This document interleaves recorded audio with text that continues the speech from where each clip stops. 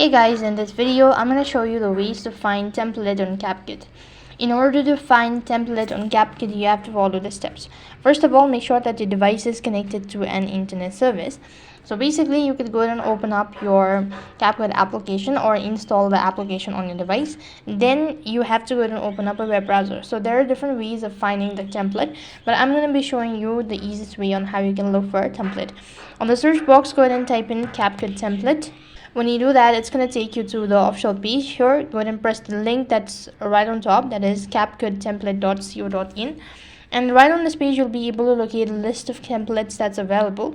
So over here, you need to go ahead and locate the particular template that you wish to go ahead and use it. And when you open up the template, you can go ahead and press on open located right at the bottom, and it's going to open up automatically to your CapCut account, and then you could go ahead and use it. So that's basically how you can find CapCut template on your device. That is all for this video.